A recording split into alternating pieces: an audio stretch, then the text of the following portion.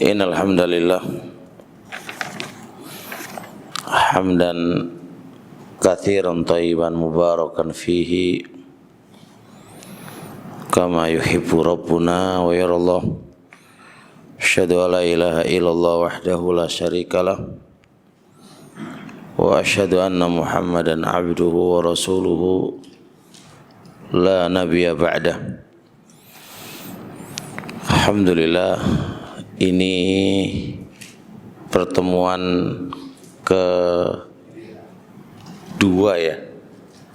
kedua dari ngaji kitab Mangdhumatus Sair ilallahi wad-daril akhirah.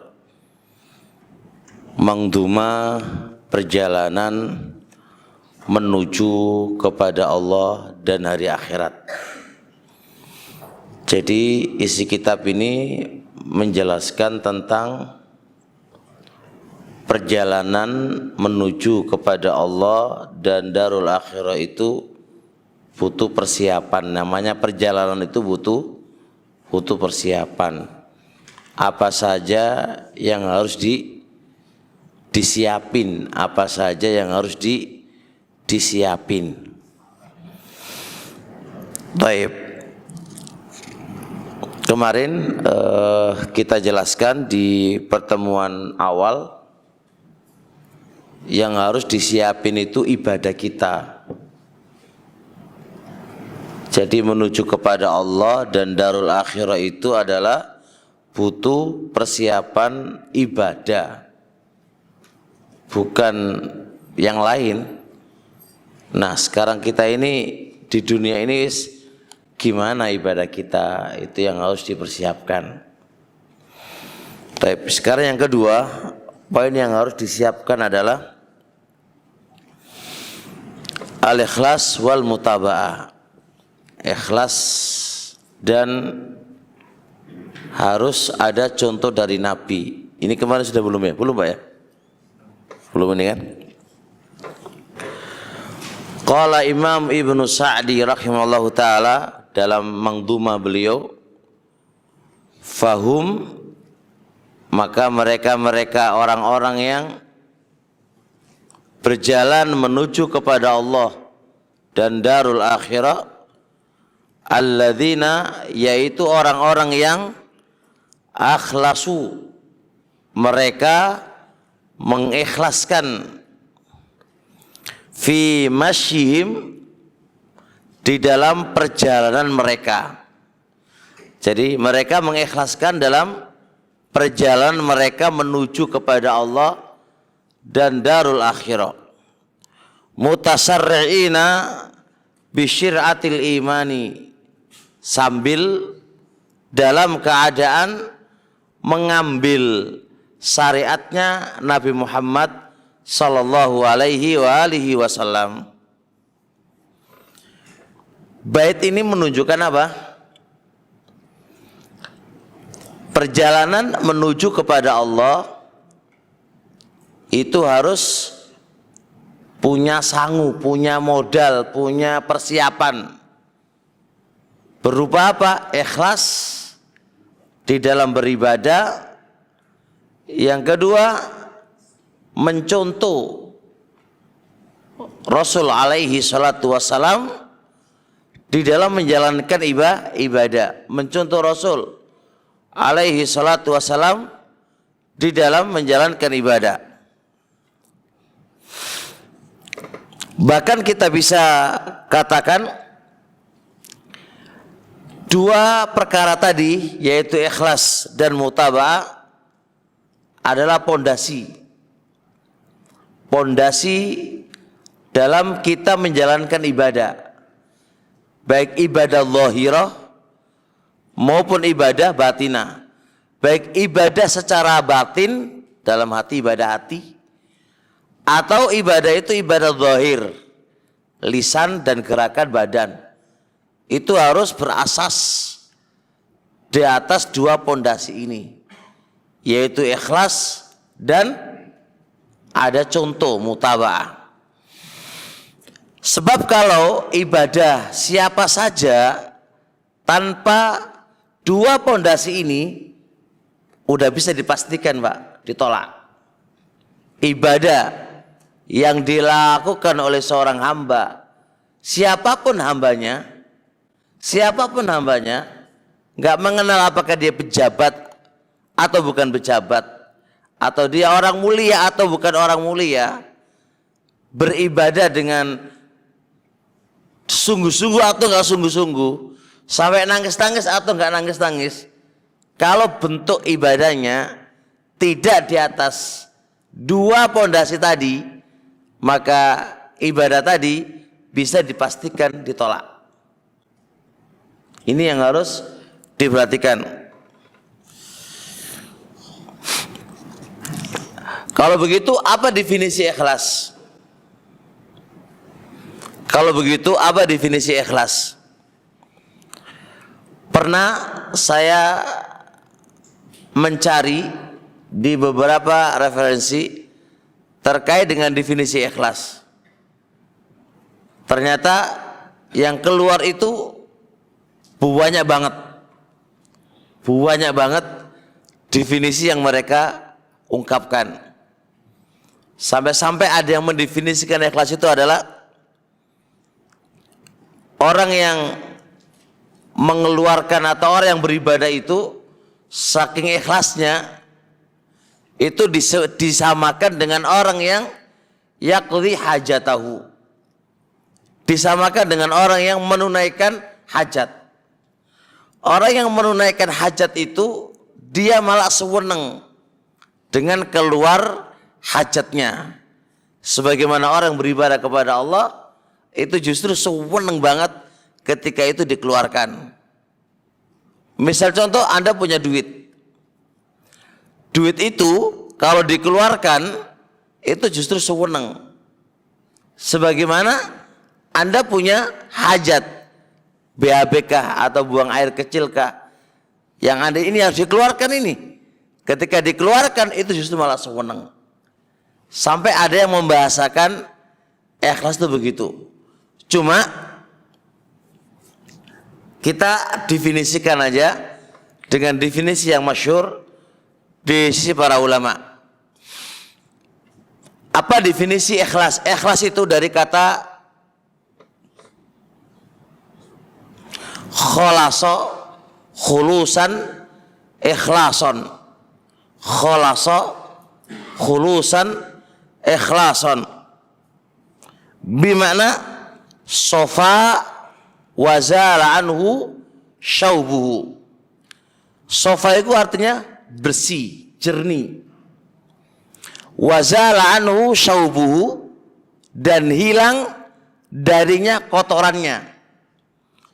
Itu artinya ikhlas secara makna bahasa.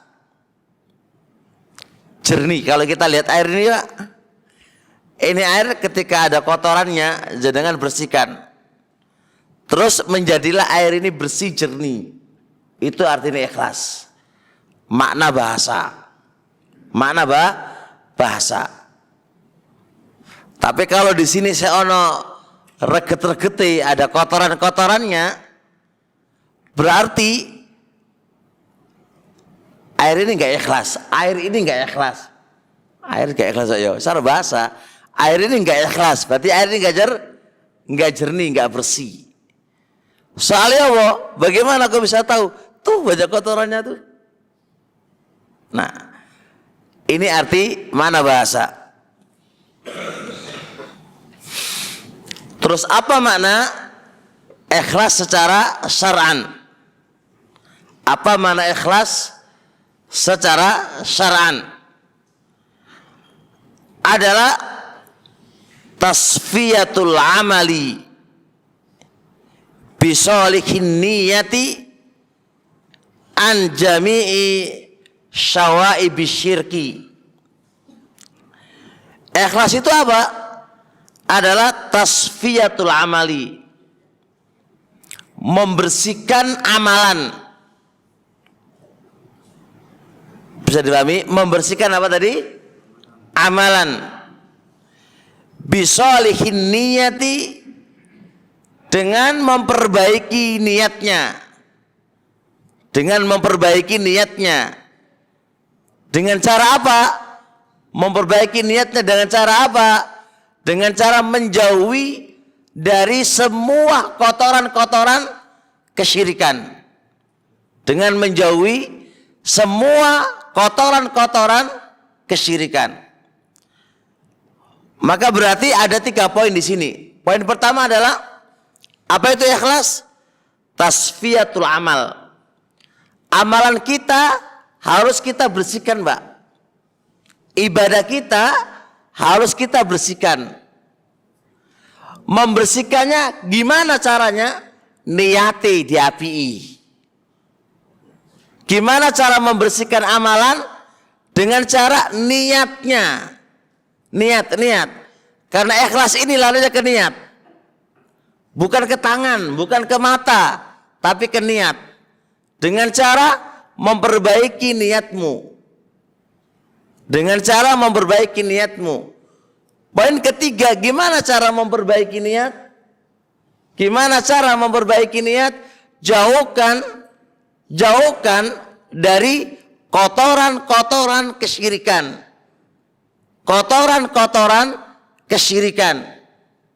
Berarti apa bentuk kesyirikannya? Anda beramal ini tujuannya siapa? Anda beramal ini niate kanggone sopo? Ma huwa dafi'? Apa yang mendorong Anda untuk beramal? Apa yang mendorong Anda untuk ngaji?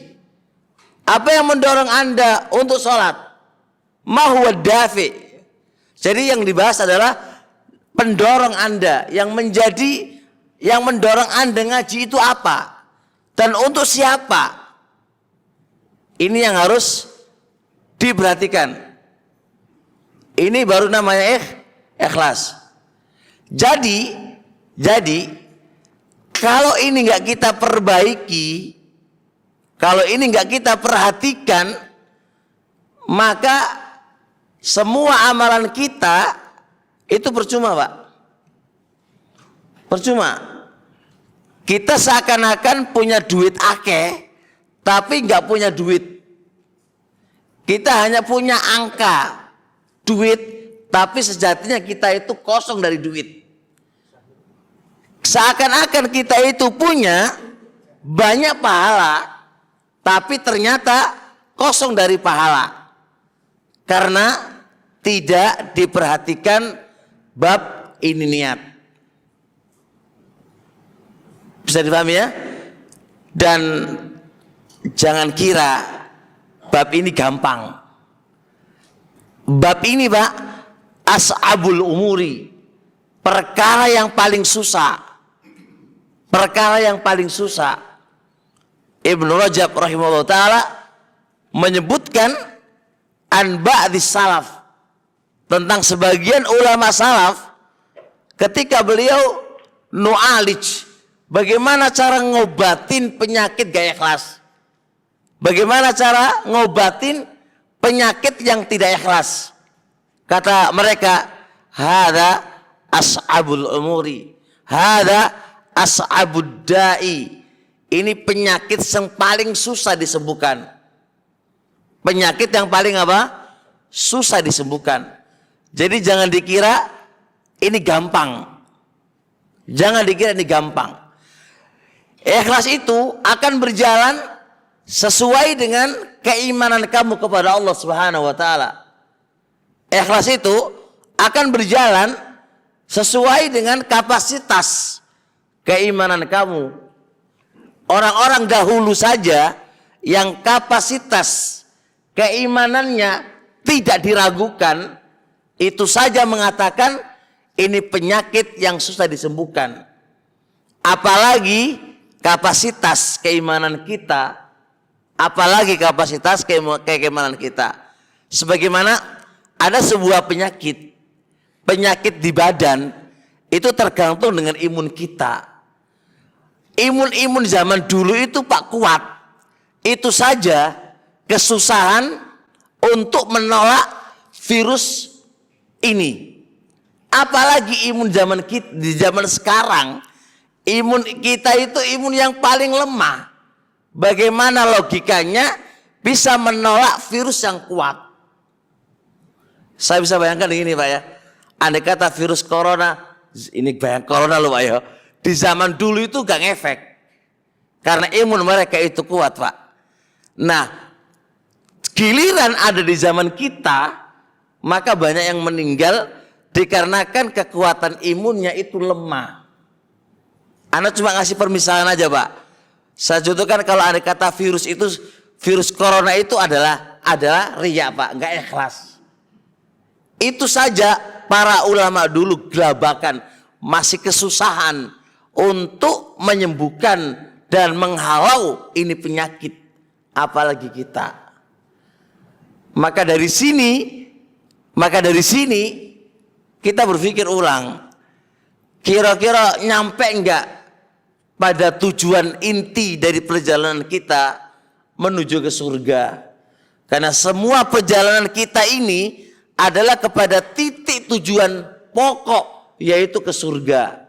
Kira-kira nyampe enggak kita ke surga Pak? Bukan ke akhirat. Kalau ke akhirat ya pasti nyampe. Tapi neraka apa ora kan masalah kan di situ. Itu titik pokok kita adalah sampai enggak pada tujuan yang kita inginkan menuju ke surga dengan kondisi kapasitas imun yang kayak gini keadaannya. Ini yang harus dipertanyakan dalam diri kita, sehingga kita harus banyak-banyak memohon kasih sayangnya Allah kepada diri kita semuanya. Kalaulah tanpa rahmatnya Allah Pak, koyo angel-angel tenan kita itu untuk meraih surganya Allah. Kita nggak usah jauh-jauh ke surga Pak. Mbok selamat teko neraka ae lho wis mending. Andai kata selamat teko neraka yang tingkatan yang paling nisor Pak, naik ke tingkatan level yang paling rendah, iku koyo sik mending Pak. Itu tingkatan keimanan kita kepada Allah Subhanahu wa taala. Kalau lihat kayak gini Pak susah. Makanya anak sering sampaikan, ayo sering-sering minta kasih sayangnya Allah. Kita minta kasih sayangnya Allah dan pemaafan Allah kepada diri kita semuanya untuk bisa meraih surganya Allah Subhanahu wa taala. Kemudian Allah Subhanahu wa taala di banyak ayat, karena pentingnya ikhlas ini, beliau di banyak ayat menyampaikan banyak firman-Nya. Beliau di antara firman Allah Subhanahu wa taala, "Wa ma umiru illa liya'budullaha mukhlishina lahuddin." Wa ma umiru, tidaklah mereka diperintah illa kecuali liya'budullaha, supaya mereka beribadah kepada Allah mukhlishina lahuddin, dalam keadaan mengikhlaskan seluruh dalam kita beragama lahu untuk Allah Subhanahu wa taala. Dalam beragama Pak berarti umum. Dalam menjalankan perintah harus ikhlas. Di dalam menjauhi larangan juga harus ikhlas. Harus ikhlas. Allah juga berfirman, "Man kana yarju liqa'a rabbih falyamal amalan shalihan wa la yusyrik bi ibadati rabbih ahada." Berarti kan firman Allah ini, "Man kana yarju liqa'a rabbih." Barang siapa yang berharap pingin ketemu sama Allah, itu hanya ada 2 jalur Pak. Tanpa ini nggak bisa. Dan ini tujuan Allah, tujuan kita di dunia ini adalah pengen ketemu sama Allah. Itu hanya dua jalur kata Allah. Falyamal amalan sholiha. Hendaknya dia beramal amal soleh yaitu amalan yang ada contoh dari Nabi alaihi salatu wasallam. Ini syarat pertama. Yang kedua, wala yusyrik bi ibadati rabbih ahada. Ketika Anda beribadah kepada Allah, ojo sampai menyekutukan Allah. Maka ini berarti ikhlas. Berarti sama Pak dengan poin kita atau tema kita. Kalau kita mau menuju kepada Allah, kalau kita ingin ketemu sama Allah, nggak susah kok. Nggak susah dalam sisi hanya ada dua saja, walaupun pengamalannya susah. Hanya ada dua saja. Apa itu? Beribadah kepada Allah, beramal soleh sesuai ada contoh dari Nabi. Sudah.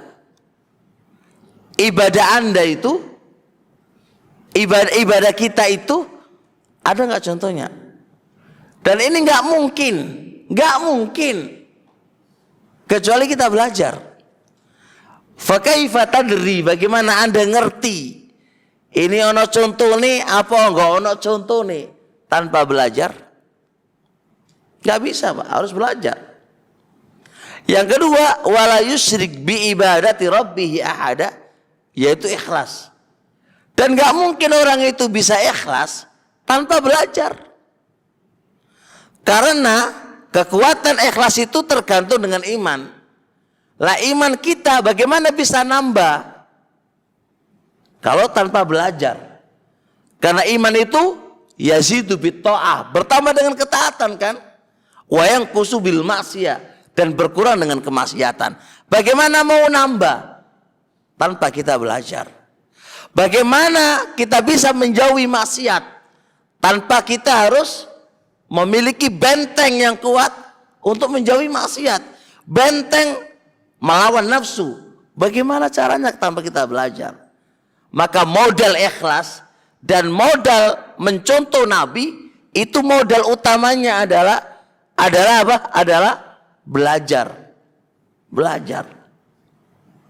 Ngaji Pak, ngaji. Kalau enggak susah. Gimana mau menuju ke Allah Pak? Bagaimana mau ketemu sama Allah? Apakah orang itu nggak ada kata-kata belajar di situ? Ya memang nggak ada.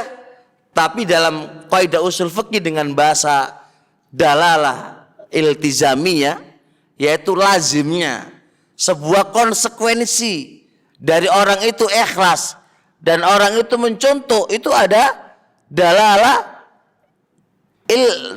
iltizamiyahnya, ada konsekuensinya, dan konsekuensinya adalah belajar.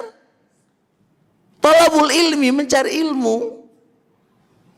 Jadi thalabul ilmi ini sebab utama Anda bisa ketemu sama Allah. Modal utama, ra'su malik, modal. Orang kalau mau sukses itu ada modal Pak, modal utama kita untuk bisa ikhlas dan untuk bisa mutaba'ah itu thalabul ilmi, mencari ilmu.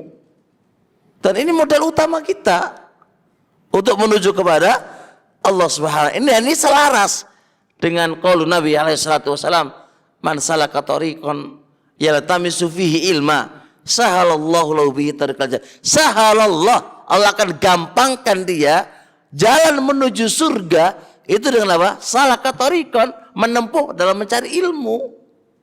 Ini selaras Pak, selaras. Karena selalu berkaitan antara ikhlas dan mutaba'ah itu dengan ilmu, dengan ilmu. Kemudian perhatikan lagi qaul Rasul alaihi salatu wasalam dalam sebuah hadis inda Muslim ghairi, sahabatnya Abu Hurairah radhiyallahu taala anhu, kata Rasulullah SAW, qala Allahu, berkata Allah, ana aghnas syuraka'i anis syirki man amila amalan asyraka fihi ma'i ghairi taraktuhu wa syirka. Kata Allah, saya itu enggak butuh sekutu. Saya itu enggak butuh sekutu, kata Allah. Karena aku gak butuh sekutu, berarti siapa orangnya yang beramal suatu amalan kemudian di situ menyekutukan aku, maka apa katanya Allah? Taraktu wa syirka, aku tinggalkan dia dan sekutunya. Dia ditinggalkan, Pak. Amalannya ditinggalkan, dia pun ditinggalkan, sama sekutu-sekutunya pun ditinggalkan. Ini menunjukkan bahwasanya amalan apapun yang kita lakukan, kalau dasarnya nggak ikhlas, nggak diterima oleh Allah Subhanahu Wa Taala. Nggak diterima oleh Allah Subhanahu Wa Taala. Nggak diterima oleh Allah. Maka benahi dulu ikhlasan kamu. Maka sebelum beramal itu, akui totosi, karena apa aku beramal ini? Anda menjadi mau donatur siapakah? Totosi niatmu. Mahuwa doronganku untuk menjadi donatur. Lawan syaitan, lawan ini Pak. Bisikan syaitan dilawan. Karena syaitan biasa biar liyukol dikatakan Anda itu Masya Allah. Bukankah ada sebuah hadis Nabi SAW? Ada 3 orang yang dihisab oleh Allah Subhanahu Wa Taala. Satu di antara mereka orang yang jawad, orang yang suka sedekah. Yang kedua dari mereka orang yang jihad. 3 dari mereka adalah orang yang thalabul ilmi, seorang pengajar ilmu. Ini semua rentan di dalam jatuhnya dalam kesyirikan, ke dalam ketidakikhlasan. Karena ini sebab amal zahir, Pak. Amal zahir. Amal zahir. Ini semua amal zahir. Kenapa orang-orang dimasukkan ke dalam nerakanya Allah? Karena apa? Lihat. Dia di dalam diskusi sama Allah itu, saya beramal ya Allah untuk Engkau ya Allah. 3 orang ini ketika diskusi sama Allah, ditanya sama Allah, untuk apa? Untukmu ya Allah. Untukmu ya Allah. Apa kata Allah? Kadzabta. Kau dusta. Karena yang tahu ini hanya Allah, Pak. Ini rawanya di sini. Manusia bisa ditipu. Manusia bisa ditipu. Tapi Allah nggak bisa ditipu. Maka yang terpenting adalah aslih bainaka wa bainallah. Perbaiki antara kita dengan Allah. Itu yang paling penting. Perbaiki niat kamu antara kamu dengan Allah terlebih dahulu. Kalau ini udah beres, aslahakallahu ma bainaka wa bainan nas. Maka Allah akan perbaiki antara kamu dengan manusia. Allah akan perbaiki antara kamu dengan manusia. Itu nomor 2. Setelah Anda memperbaiki antara kamu dengan Allah Subhanahu Wa Taala. Nah, ini yang kerjaan yang berat di sini, Pak. Banyak manusia hanya memperbaiki antara dirinya dengan manusia, tapi antara dia dengan Allah diabaikan. Padahal itu asas, pondasi utama. Kita nggak lupa dengan hadis Umar bin Khattab, sebuah hadis ma'ruf, innamal amalu binniyat wa innamal likulli imri'in ma nawa. Faman kanat hijratuhu ilallahi wa rasulihi fa hijratu ilallahi wa rasulihi. Wa man kanat hijratu lidunya aw imra'atin yang kiqwa aw yatazawwajuha fa hijratu ila ma hajara ilaihi. Rasul ngasih permisalan dengan hijrah, Pak. Meninggalkan negerinya, perjuangan nih, meninggalkan negerinya tuh. Meninggalkan negerinya menuju negeri Islam. Apa dorongan mereka? Apa niat mereka? Duniakah ataukah Allah dan Rasulnya? Maka sesuai dengan niatnya. Kalau niatnya Allah dan Rasulnya, ya dapat Allah Rasulnya. Kalau niatnya selainnya, ya dapat selainnya. Maka niat kita apa? Itu khitab, Pak, diberikan ke orang yang di zamannya Nabi. Karena ada di antara mereka yang hijrahnya karena wanita. Itu masih di masa mereka, Pak. Itu ada keadaan. Ada yang karena Allah dan karena Rasulnya. Bagaimana kita? Bahkan yang lebih ngeri lagi adalah sebuah hadis Nabi SAW. Para sahabat itu menyaksikan sahabat ini itu fil jannah. Itu persaksian para sahabat, bayangkan. Karena apa? Ma min ghazwin, tidak ada dari peperangan kecuali dia termasuk orang yang ikut dan di posisi terdepan.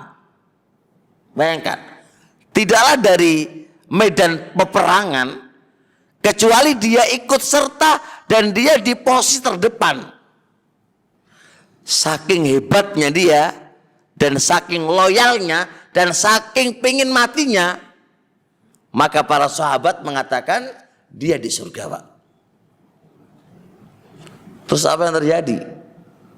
Nabi bilang enggak, huwa finnar. Dia di neraka. Bayangkan, Nabi beda cara menilainya, Pak. Berbeda cara penilaian Nabi.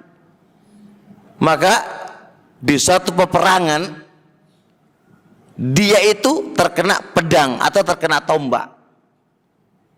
Kemudian dia akhiri hidupnya dengan membunuh diri. Dia akhiri hidupnya dengan membunuh diri. Bayangkan kalau dia bersabar sebentar, biarkan anak panah itu membunuh dia, itu kan selesai, Pak. Insya Allah syuhada gitu kan. Tapi ternyata enggak. Di situ taliknya para ulama apa, coba bayangkan. Banyak asbab orang itu masuk ke neraka, padahal dia adalah pelaku kebaikan. Di antara asbab yang rawan adalah ketidakikhlasan. Ini yang rawan. Maka penghujung akhir seseorang itu kalau orang itu nggak ikhlas di depan manusia itu masya Allah, tapi penentu akhirnya biasanya orang yang tidak ikhlas itu adalah dia berbuat maksiat kepada Allah, dan penghujung akhirnya itu dia bermaksiat kepada Allah dan mati dalam keadaan kemaksiatan. Itu diantara efek sampingnya adalah dia nggak ikhlas dalam beribadah kepada Allah sebelumnya. Rawan, Pak. Terus siapa yang bisa kayak gini ini? Berat banget. Taib.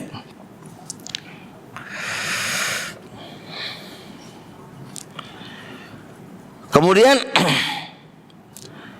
Syekhul Islam Ibnu Taimiyah rahimahullah ta'ala, beliau menjelaskan di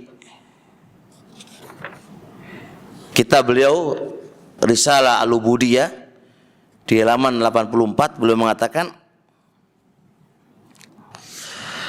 wal ibadatu wat ta'atu wal istiqamatu wal luzumus siratil mustaqim. Yang namanya ibadah, yang namanya ketaatan, yang namanya istiqomah, yang namanya komitmen di atas jalan yang lurus, itu semua nggak berarti tanpa dua pondasi. Pondasi pertama, Allah ya'buda illallah. Hendaknya dia tidak beribadah kecuali kepada Allah. Yang kedua, Allah ya'budahu illa bima amar wa syara'a. Dia hendaknya tidak beribadah kepada Allah kecuali dengan apa yang dia perintahkan dan dengan apa yang dia syariatkan. Mau bilang istiqomah, mau bilang saya di atas jalan yang lurus kah, itu semua dakwahan, Pak. Semua dakwahan. Kata taat, kata istiqomah, kata ini itu biasa. Kata yang disampaikan oleh banyak orang. Tapi itu semua nggak berarti. Itu semua nggak berarti tanpa dua pondasi tadi. Yaitu apa tadi? Ikhlas dan mutaba'ah. ikhlas dan mencontoh. Ingat ini, semua ibadah yang kita lakukan itu apakah ada contohnya, apakah ada dalilnya, apakah ini diperintah oleh Allah, apakah ini disyariatkan oleh Allah atau tidak. Ini penting.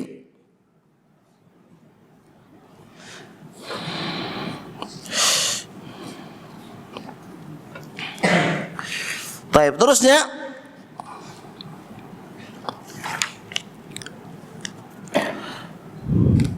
Fudail ibnu Iyad rahimahullah ta'ala, masih lanjutan ucapan Ibnu Taimiyah rahimahullah. Kata Fudail ibnu Iyad ketika menafsirkan firman Allah, liyabluwakum ayyukum ahsanu amala. Allah itu menguji kalian, manakah di antara kalian yang paling bagus amalannya. Jadi amalan kita ini diuji Pak oleh Allah. Fudail ibnu Iyad mengatakan begini, ai akhlasuhu wa aswabuhu. Ujian itu terletak di dua Pak. Manakah di antara mereka yang paling bagus keikhlasannya, dan manakah yang paling bagus di antara mereka di dalam mutabaahnya. Bukan bermakna Allah menguji kepada kalian manakah di antara kalian yang paling banyak amalannya, bukan. Bukan Pak. Bahasanya Allah itu ahsan, yang paling bagus, bukan yang paling banyak. Bukan yang paling banyak, tapi yang paling bagus. Manakah yang paling bagus? Itu yang mana? Berarti apa? Yang nggak mungkin dikatakan itu bagus amalan kita kecuali harus dua syarat terpenuhi. Ikhlas dan mutaba'ah. Kita ngeluarkan 1M, 2M, bahkan lebih daripada itu, kalau nggak ikhlas berarti nggak baik, kan begitu. Kalau kita berbuat sebuah ibadah dan kita mengeluarkan duit, bahkan kita ikhlas karena Allah, tapi ibadah itu nggak diperintahkan oleh Allah Subhanahu Wa Taala dan gak dicontohkan oleh Rasul alaihi salatu wasalam, berarti itu tidak baik. Karena Allah mengatakan liyabluwakum ayyukum ahsan, yang paling bagus. Makanya di sini jangan kita semangat ibadah tapi ora ono dua syarat ini, rugi Pak. Dan ini menjadi titik perhatian antara orang awam dan penuntut ilmu. Orang awam itu kita lihat di dalam semua amalan mereka. Orang awam itu yang penting beramal. Dan banyak pintu-pintu kebaikan yang mereka lakukan. Masya Allah, itu masykurun, disyukuri Pak. Tapi dua ini selalu nggak diperhatikan. Berbeda dengan penuntut ilmu. Kalau penuntut ilmu adalah titik yang dia harus perhatikan, bukan banyak pintu yang dia lakukan, tapi pondasi untuk melakukan itu yang diperbaiki, itu yang diperhatikan, yaitu ikhlas nggak aku ini ada contohnya apa enggak, ada perintahnya apa enggak, itu dulu Pak. Setelah ini ada dan setelah ini dibangun, baru mereka melakukan selainnya. Kayak orang bikin rumah, bagaimana kita cari genteng yang bagus, tembok yang bagus, kemudian kayu yang bagus, tapi pondasinya kacau balau, runtuh, karena tidak memperhatikan di pondasi. Banyak orang awam, Masya Allah Pak, kalau disuruh belajar malas, kalau disuruh ibadah semangat, Masya Allah. Bahkan jamaah umroh Pak, mengeluarkan duit untuk umroh luar biasa Pak, berapa duitnya tak keluarkan. Tapi belajar tentang bab itu luar biasa malasnya. Gimana? Enggak Pak, jenengan Masya Allah semangat bangun masjid, Masya Allah. Tapi kalau ono taklim gak tahu teko. Lu eman no. Siapa yang bisa jaga niat kita, Pak? Hari H jenengan mengeluarkan duit untuk masjid. Oke, ikhlas. Siapa yang menjamin 1 tahun setelahnya jenengan ikhlas? Siapa yang menjamin? Gak ada menjamin, Pak. Kalau nggak kita berusaha belajar ilmu, belajar agama. Sedangkan alhamdulillah mengeluarkan ini, beli apa? Beli apa ini? Karpet, masya Allah. Bahkan jenengan tak tanggung semuanya. Tak tanggung semuanya. Alhamdulillah, masykur Pak, disyukuri. Tapi pertanyaannya, setiap kali jenengan datang ke masjid, lalu Anda bangga. Iki kate ka aku sing ono iki. Ora ono karpet iki. Loh, muncul Pak sombong. Ini masalah. Terus siapa yang bisa menjamin kita nggak sombong itu siapa? Nggak ada jaminan Pak kita, Pak. Kalau nggak kita sendiri yang mengantisipasi. Dan antisipasi itu bagaimana? Belajar ilmu. Karena inilah yang bisa menundukkan kesombongan kita. Inilah yang bisa menundukkan ketidakikhlasan kita. Inilah yang bisa menundukkan kita berharap selain Allah Subhanahu wa taala. Itu ilmu. Jadi yang semangat sedekah itu semangat belajar harusnya. Yang semangat di dunia dakwah ya kayak takmir masjid. Apa itu semangat belajar? Kalau bahasa terdepan.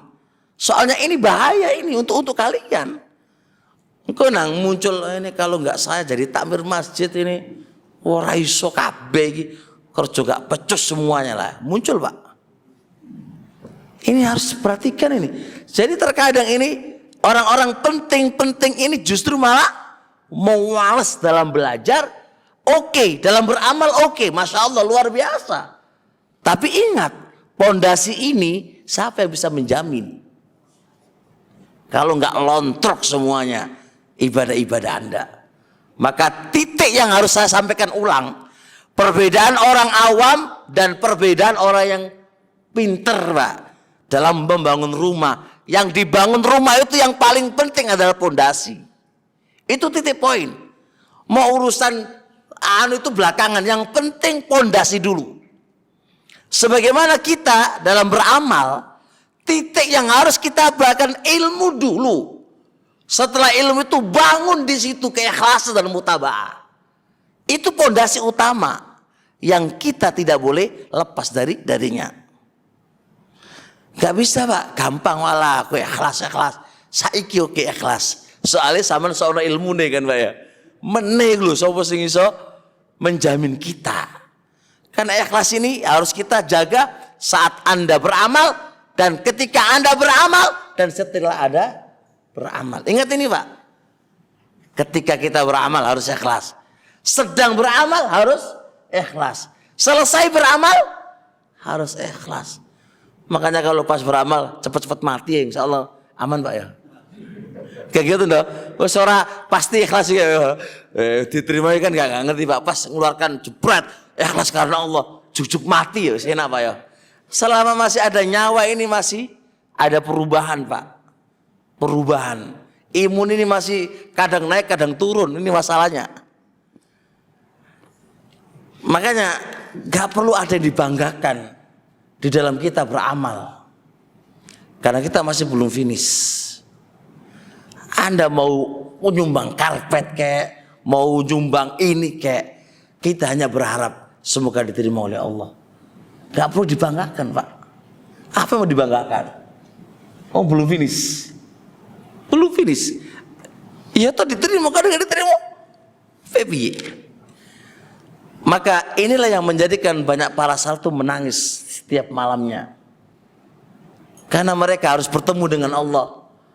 Mereka harus punya bekal menuju kepada Allah. Tapi bekal-bekal mereka ini kira-kira itu bekal beneran ataukah tidak? Ini yang mereka menjadikan menangis. Nah,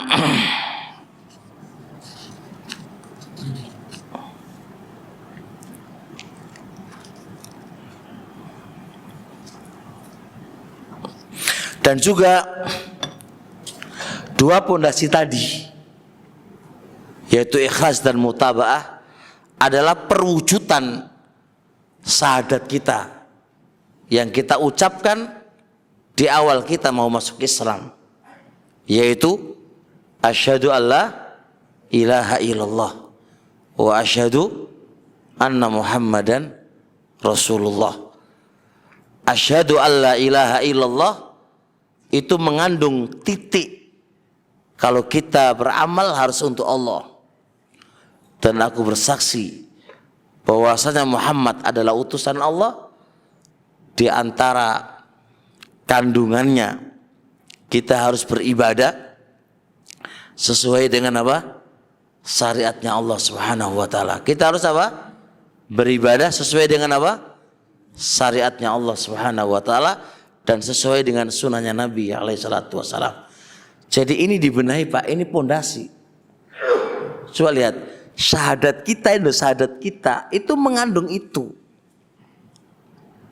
Mengandung itu.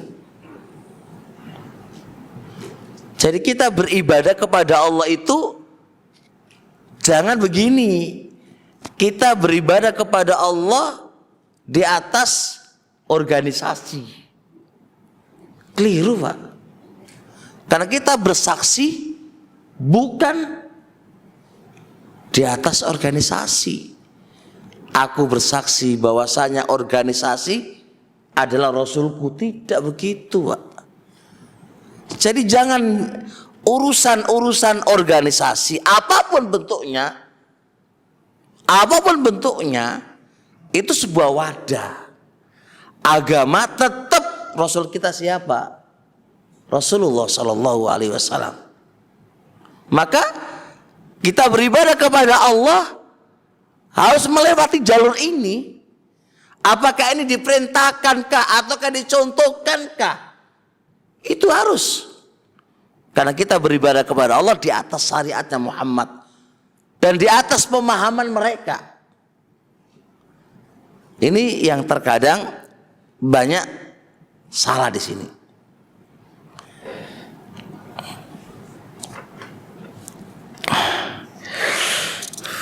Alhamdulillah, poin penting sudah disampaikan, semoga bisa difahami. Taib. Kemudian sering kita sampaikan ini Pak, misal contoh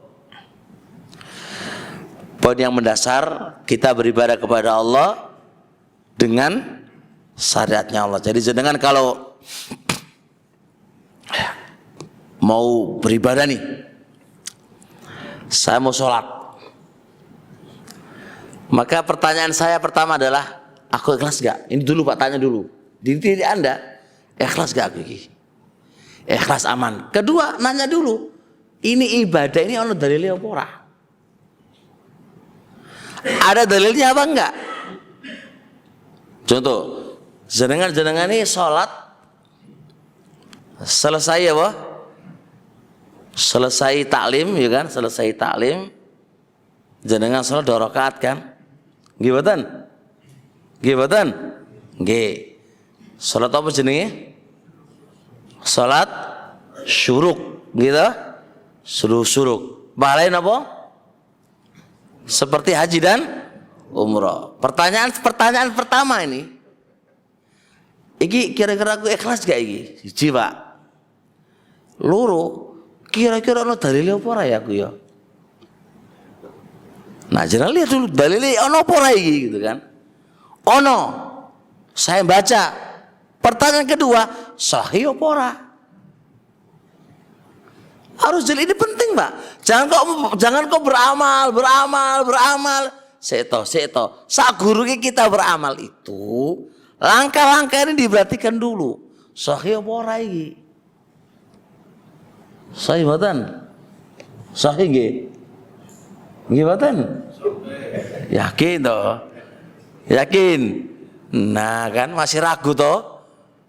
Nah, ada dua pendapat di antara ulama Pak terkait dengan hadis itu. Ada yang bilang sahih, ada yang bilang lemah. Paham gak? Nah, terus kalau jenengan bilang sahih, siapa sahihannya? Siapa yang bilang sahih? Nah kan? Nah ini dulu pondasi utama ini dicatat baik-baik dan dihafal baik-baik. Ini hadisnya sahih, siapa semua sahihannya? Biar amal itu jelas. Jangan ngambang ini pondasi loh Pak. Pondasi. Tapi jenengan contoh lagi, mau beramal apa lagi nih? Mau membaca surat Kahfi ini di hari Jumat. Gitu. Membaca surat Kahfi di hari Jumat. Baca batan? Ben Jumat baca batan? Nah, sekarang pertanyaan pertama, ikhlas gak aku ini? Ikhlas insya Allah kan? Berharap. Ono contohnya apa ora? Ono hadisnya apa mboten? Ada. Sahih mboten? Hah? Dhaif nggih?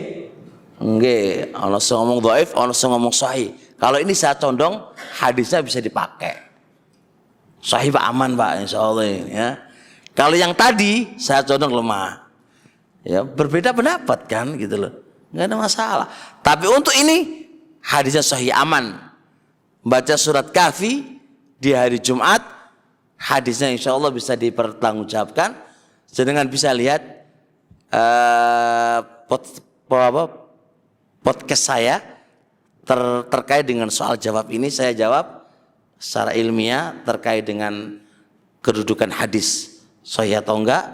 Terus saya datangkan akwal-akwal para ulama dari 4 mazhab yang menguatkan bahwasanya ini bisa diamalkan. Nanti jangan lihat podcast saya itu, lihat dulu. Oh ini promosi. Enggak promosi Pak, maksudnya kalau disebutkan di sini kan waktunya panjang gitu loh. Jadi bisa diamalkan. Itu gitu. Jadi lihat dulu. Jadi jangan kok, ingat loh, saya jenengan bukan orang awam Pak, jenengan mau ngaji. Nah mau ngaji itu harus kritis. Jangan nggih mawon no. Ini pondasi Pak, pondasi. Jangan sampai kita itu teledor di sini, padahal ini pondasi. Selama ini kan kita ya wis, enggak Pak, jangan ya wis. Jenengan kalau berbisnis mengeluarkan duit, jenengan teliti bener siapa yang menjadi rekanku, kerjanya apa, jenengan teliti, seteliti-telitinya. Nah urusan ibadah kok gak lebih teliti gitu loh. Harus teliti. Faham gak? Baik, insya Allah cukup dulu insya Allah pada kesempatan ini. Kita akan di bulan depan kita akan bahas persiapan untuk menuju kepada Allah yang nomor 3. Mungkin ada yang ditanyakan, monggo. Oke.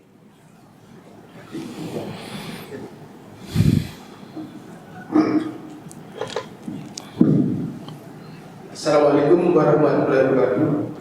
Waalaikumsalam. Boleh Pak sebentar Pak, boleh usul dulu? Boleh usul? Baik. Ini kan mengucapkan salam ketika bertanya ini kan butuh dibahas. Oh iya. Aku salam ini ikhlas apa ora? Ikhlas. Nggih, contoh. Kedua, kira-kira ono syariate apa ora? Nah, kan? Nah, ini contoh maksudnya, mohon maaf Pak nggih.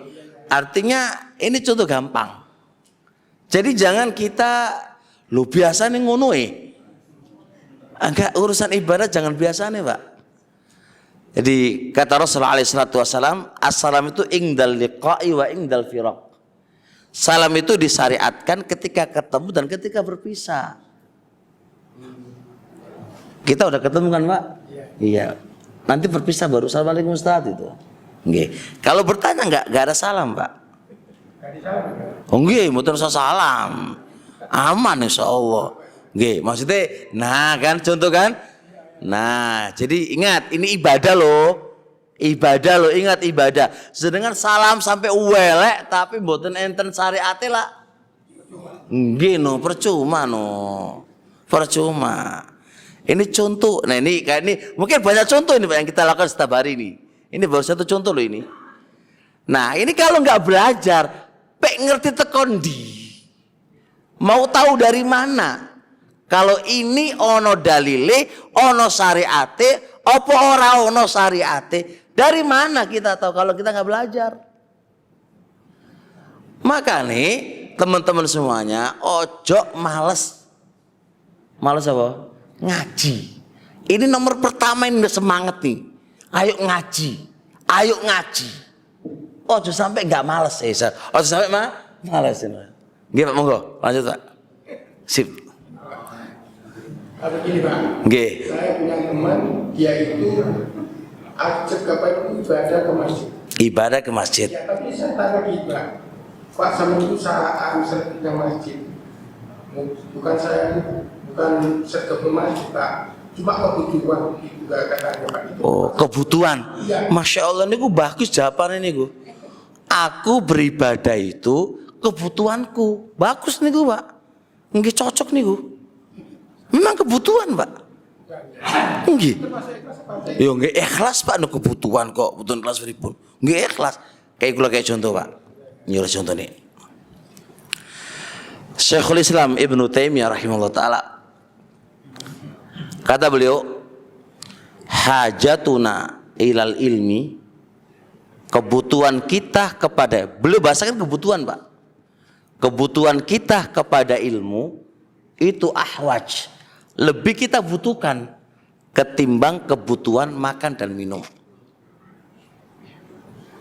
Coba perhatikan ya, mangan ngombe kebutuhan manusia Pak. Orang kalau nggak makan, kalau nggak minum nopo mati. Bahkan kita semua kerja banting tulangnya, bukan hanya tulang dibanting Pak. Apa nih? Harga-harga diri pun dibanting-banting Pak.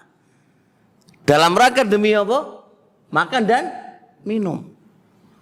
Nah, ternyata kebutuhan kita kepada ilmu itu melebihi kebutuhan makan dan minum. Kok bisa? Baik. Ini sebuah logikanya begini. Orang butuh makan itu Pak. Sehari berapa kali? 3 kali kalau mangane akeh. Mangane saiti rong kali tok. Ada yang mangane berapa? Sekali tok. Ono sing ora mangan, Pak. Nggih, wis pokoke semangane ku wis nomor sekian. Itu berarti apa? Kebutuhan makan itu berarti kebutuhan walaupun bahasa-bahasa primer. Itu nggak terlalu mendesak, artinya nggak terlalu dibutuhkan setiap saat. Gimana? Kalau ilmu itu Pak dibutuhkan setiap saat dan setiap bernafas. Melihat kebutuhannya banyak, melihat kebutuhannya seakeh kebutuhan ilmu. Jenengan jalan butuh ilmu, jenengan ke kamar mandi butuh ilmu, jenengan mau ke kamar butuh ilmu, mau masuk rumah, segala aktivitas jenengan lakukan, baik mata, kaki, tangan, semua butuh ilmu. Maka dari sisi inilah kata beliau, ilmu itu lebih mendesak ketimbang makan dan minum. Oleh karenanya jenengan ketika sholat ada nggak syariat membaca surat Al-Fatihah? Ada enggak? Ono ora? Ono Pak. Bahkan enggak sah salat jenengan kata enggak baca Fatihah. Di situ ada ayat ihdinas siratal mustaqim. Tunjukkan aku jalan yang lurus. Bukankah itu ilmu? Ilmu. Tunjukkan aku jalan yang lurus. Kenalkan aku. Berikan aku ilmu jalan yang lurus. Kita lo berdoa kepada Allah Subhanahu wa taala di setiap salat kita itu ilmu. Terus berapa kali kita sholat Pak? 5 paling tidak. 5 kali gitu. Rokaatnya berapa kali? 17 kali dalam sehari semalam. Itu kalau mek wajib tok. Bagaimana sunnah, bagaimana sholat malam. Intinya ilmu Pak. Nah, sesuai dengan pertanyaan Bapak tadi, ilmu itu kebutuhan. Sebagaimana ibadah itu kebutuhan. Ini ku jawaban yang luar biasa Pak.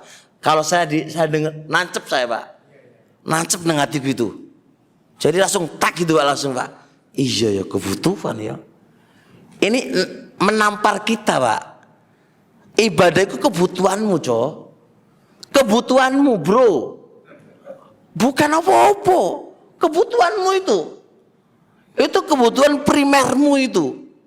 Karena ini yang kita bawa menuju ke akhirat besok. Anda di kuburan butuh apa? Jauh usah di kuburan Pak, di dunia aja loh. Kita itu pengen bahagia. Kita itu pengen bahagia. Apa kebutuhan kita? Ibadah. Karena nggak akan bisa bahagia tanpa ibadah. Bukan duit Pak. Bukan duit satu-satunya yang menjadikan kita bahagia, bukan. Duit tanpa ibadah nggak akan bisa bahagia. Jelas. Mana SK-nya dari Allah? Ada SK-nya, man amila sholihan min dzakarin aw untha wa huwa mu'min falanuhyiyannahu hayatan thayyibah. Barang siapa yang beramal soleh, baik dari laki-laki maupun perempuan, dan dia beriman, maka kami akan berikan apa? Kehidupan yang baik dan bahagia. Dan kehidupan yang baik letaknya di mana? Di amal soleh dan beriman kepada Allah. Maka nggak akan ada bahagia di dunia ini tanpa beramal soleh. Kebutuhan Pak, primer ini. Ibadah itu kebutuhan primer kita. Jadi nggak bisa dianggap itu sekedar hanya enggak, kebutuhannya luar biasa. Cuma kalau itu dibarengi ilmu luar biasa. Tinggal kebutuhan kamu itu enggak mesegoto. Ono iwa, ono dudo. Ya kalau iwa ibadah lah, bukan sego iku ilmu ya. Ilmu iku sego. Jadi ya Anda harus benar-benar belajar ilmu, ini kebutuhan primer utamanya ini gitu, Pak. Paham nggih? Ya, aman insyaallah. Nggih. Monggo, Pak.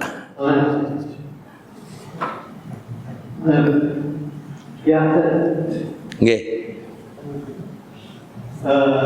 Enggak salam Pak nggih? Enggak salam nggih? Alhamdulillah. Nggih. Alhamdulillah. Nggih Pak monggo. Yang mengenai hari ini mengenai apa namanya? Kunci ibadah itu ada 3. Ikhlas dan mutaba'ah. Nggih. Tapi saya ada membaca di surah Fussilat ayat 30. Nah itu Tuhan Allah mengatakan bahwa kita beriman kepada Allah, bahwa Tuhan kita adalah Allah, kemudian kita menetapkan pendirian kita dengan Sumastaqam. maka dikabarkan kepada oleh malaikat bahwa kita tidak perlu sedih dan jangan takut, dan akan diberikan surga. Nah, apa bedanya dengan ikhlas? Apa tingkatannya ikhlas dengan istiqomah? Ya, terima kasih. Bahasanya istiqomah itu artinya luzumut ta'ah. Konsekuensi untuk taat kepada Allah. Itu arti istiqomah Pak. Dan harus kita belajar juga istiqomah itu ada 10 kaidah supaya kita itu bisa istiqomah. Jawabannya istiqomah itu lebih ausa, lebih luas ketimbang ikhlas. Karena ikhlas itu juga bisa istiqomah. Ayo bro istiqomah bro. Berupa ikhlas. Jadi enggak salah. Terus yang kedua, Ustadz, berarti kan untuk mendapatkan surga kan harus istiqomah juga toh dalam beramal soleh. Oh iya. Ini kan hanya pondasi Pak. Anda mau menempati rumah, nggak bisa cukup pondasi kan Pak. Ada tembok, ada ini. Nah, Kita dalam beribadah kepada Allah nggak bisa dengan ikhlas. Ikhlas tanpa beramal kan lucu. Kan gitu Pak ya. Jadi ikhlas ini pondasi. Tetap ada lanjutan setelahnya. Lanjutan setelahnya. Cuma semua bentuk ketaatan, ibadah yang itu nanti menjadi pelengkapnya itu butuh ikhlas ini dan mutabai ini. Jadi mboten bertabrakan, justru saling melengkapi satu dengan yang lainnya. Paham nggih? Jadi gambarannya, aku ketika sudah bangun rumah, apakah bisa ditempati? Nggak bisa. Bangun pondasi nggak bisa ditempati, harus yang lain lagi. Nah, yang lain ini tegak di atas pondasi itu maka jadi aman. Paham nggih? Baik. Monggo Pak. Ustaz tadi menjelaskan tentang niat. Nah, kita mau melakukan suatu ibadah kan harus niat. Apa niat itu harus dilapatkan atau memang bagaimana yang sebenarnya? Nggih. Jadi gini Pak ya. Niat itu dengan ikhlas itu berdiri sendiri Pak. Niat dewe, ikhlas dewe. Orang niat belum mesti ikhlas. Kata nggih? Jelas nggih? Jadi kata Ibnu Rajab, al-ikhlasu qadrun zaidun anin niyah. Ikhlas itu adalah ukuran tambahan dari niat. Berarti niat itu segitu ukurannya Pak ya. Ikhlas tambahan dari. Nah, nggak semua orang yang berniat itu ikhlas. Ini satu yang harus dengan perhatikan. Poin yang kedua,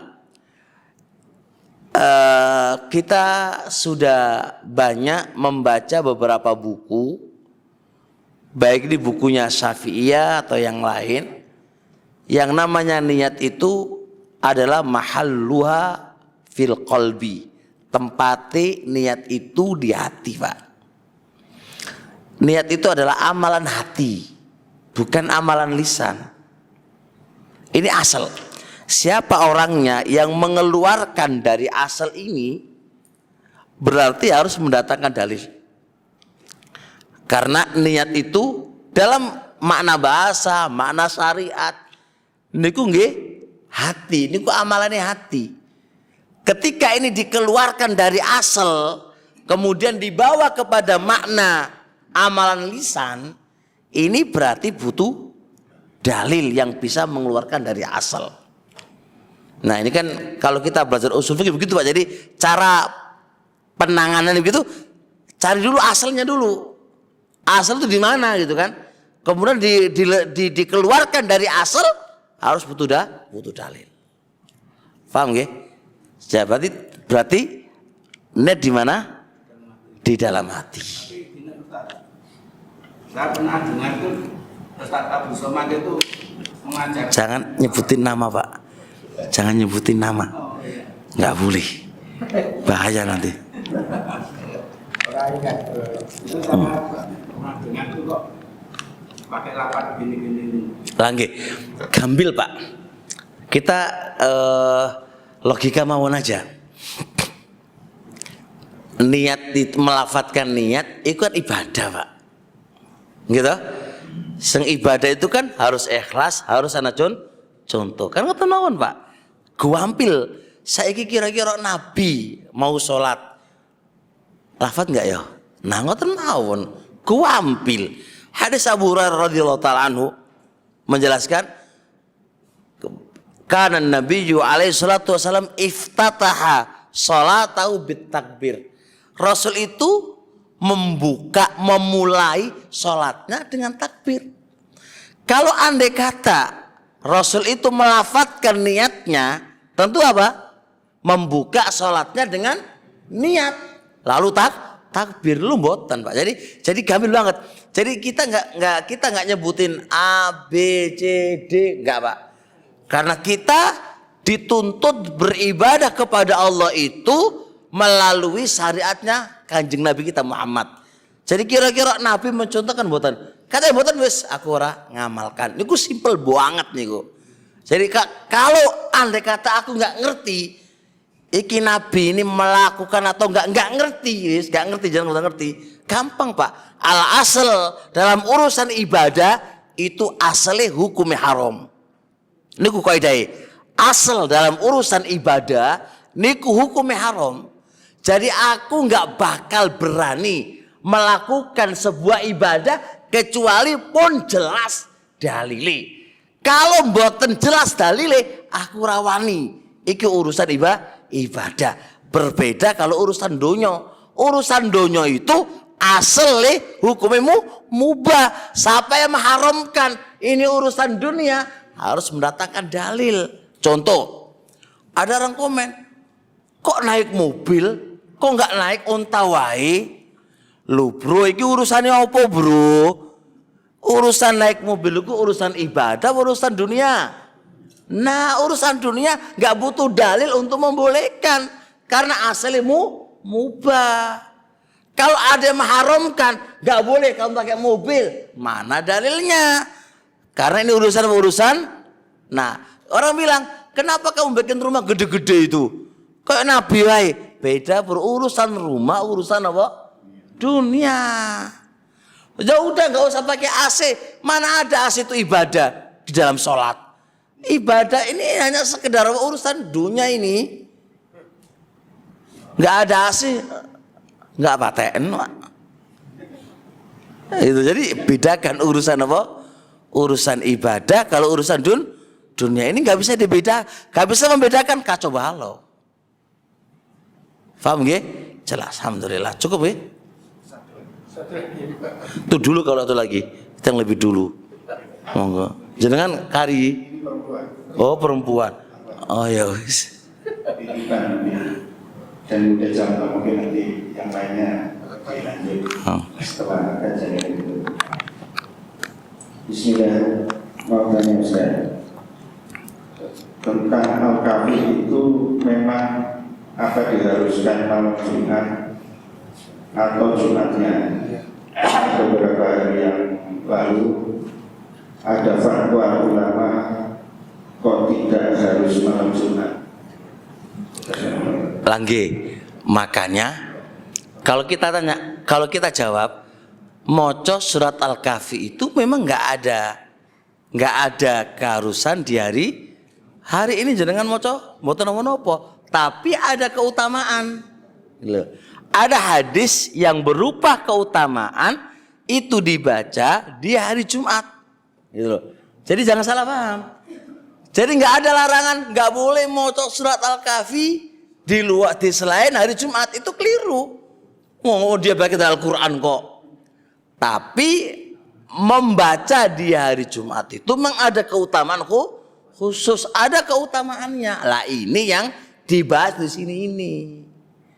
Nah kalau pengen rinciannya dari sisi perbedaan ilmu hadisnya, monggo dilihat di channel Khaliful Hadi. Ya paling enggak nonton sih lah gitu kan. Biar dikunjungi sih ngono lho. Nggih, jenengan share moto napa-napa. Itu nah, permasalahan apakah itu di malam atau di hari, ada dua riwayat. Ada di malam Jumatnya, ada di hari Jumatnya. Ibnu Hajar menjawab, ini nggak ada perbedaan dari dua riwayat ini, karena namanya hari Jumat itu dimulai malam bar maghrib sampai maghrib, jadi tidak ada masalah. Nah, biar lebih lengkapnya, monggo dilihat nah ini sekalian lihat situ ada pembukaan santri dari mahasiswa sampai ke SD. Nah ini kan bisa dilihat toh. Nah itu promosi juga. Baik, sampai di sini insyaallah. Subhanakallahumma hamdik, asyhadu an la ilaha illa anta, astaghfiruka wa atubu ilaik. Salam. Loh, promosi kok di masjid Ustaz? Ini promosi akhirat bukan promosi dunia ini. Assalamualaikum warahmatullahi wabarakatuh.